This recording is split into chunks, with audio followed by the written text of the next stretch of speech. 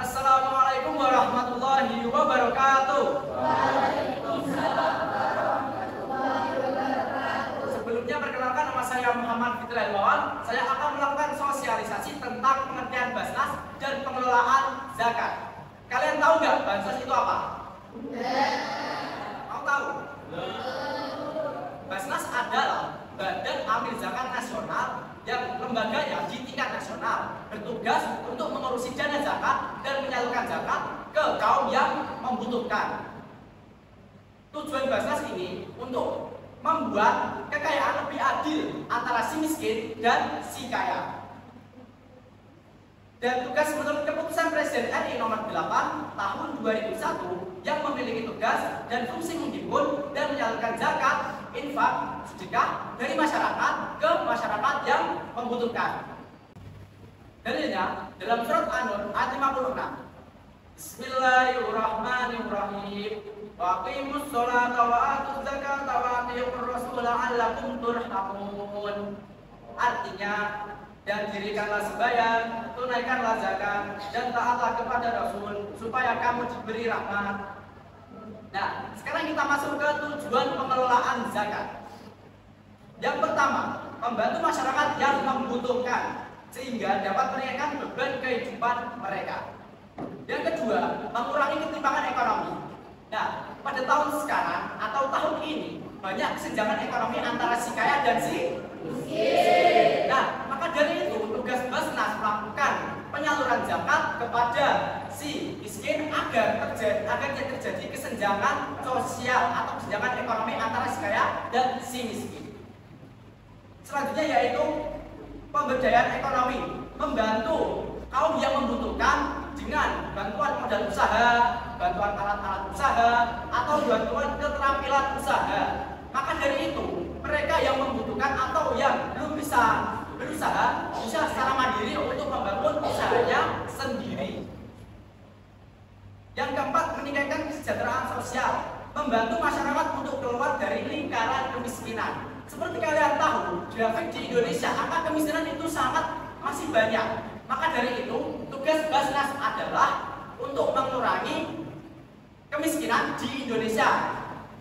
Selanjutnya adalah meningkatkan kesejahteraan sosial, membantu masyarakat untuk keluar dari lingkaran kemiskinan. Seperti yang kalian tahu, pada zaman ini, grafik di Indonesia angka kemiskinannya masih sangat tinggi.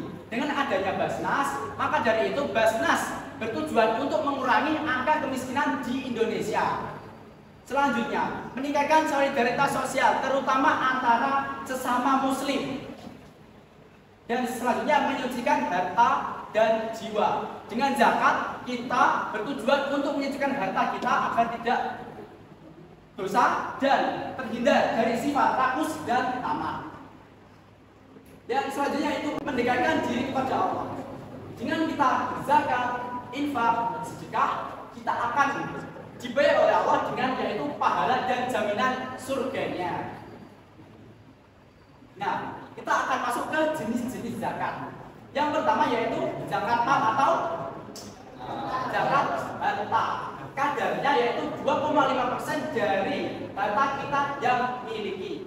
Selanjutnya adalah zakat fitrah. Nah, zakat fitrah ini kita yang sering lakukan setiap tahun sekali, yaitu sebelum terbitnya bulan Syawal dan setelah terbenamnya bulan Ramadan. Dan kadar zakatnya biasanya 2,5 kg beras atau 3,5 liter beras.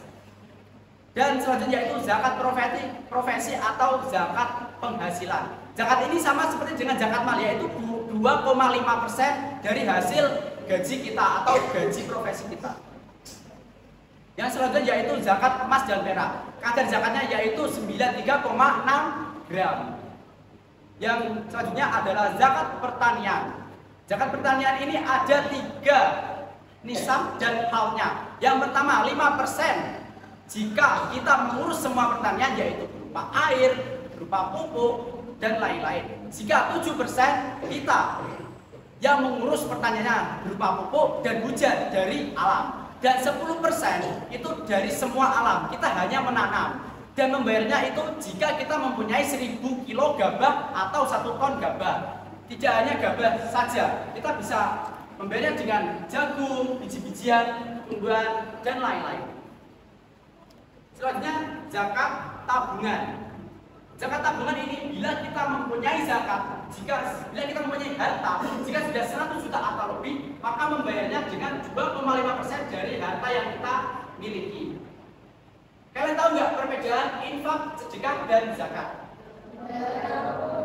Infak ini lebih mengarah ke harta atau materi yang kita amalkan ke orang lain. Jika sedekah, kita bisa mengamalkan dengan harta, senyuman, perbuatan, atau bantuan. Jika zakat, ini kita bayarkan dengan waktu dan syarat serta rukun-rukun tertentu yang telah ditetapkan oleh syariat Islam.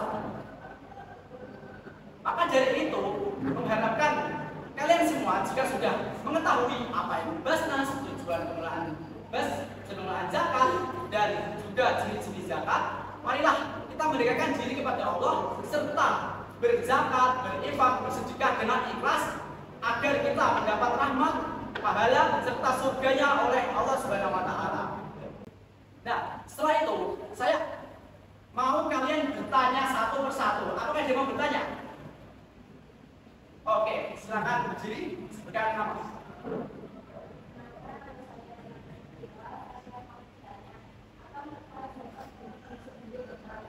Nah, manfaat zakat bagi diri sendiri dan orang lain. Bagi diri sendiri, kita akan mendapat rahmat, mendapat pahala, serta mendapat ampunan dari Allah dan terhindar dari harta rakus dan tamak. Jika untuk orang lain, itu akan meringankan beban mereka dan mengurangi derajat ekonomi yang awalnya miskin bisa menjadi naik. Bisa dipahami? Selanjutnya ada yang bertanya lagi? Oh, saya. Oke, bisa berdiri. Perkenalkan, nama saya Muhammad Muhammad Sabda. Oke. Saya ingin bertanya, tanaman apa saja sih yang didapatkan, Pertanyaan yang sangat bagus. Oke, saya akan menjawab. Tanaman apa saja sih yang bisa dizakatkan? Kita bisa menzakatkan jagung, beras, kurma, dan lain-lain, buah-buahan atau tumbuh-tumbuhan. Gitu kan? Bisa dipahami? Ya, boleh kan? Bisa dipahami? Oke. Tepuk tangan untuk teman-teman kita yang sudah bertanya. Oke, itulah materi tentang sosialisasi basnas, zakat, infak, sedekah, dan pengelolaannya. Maka dari itu, saya mohon maaf jika saya ada salah. Wassalamualaikum warahmatullahi wabarakatuh.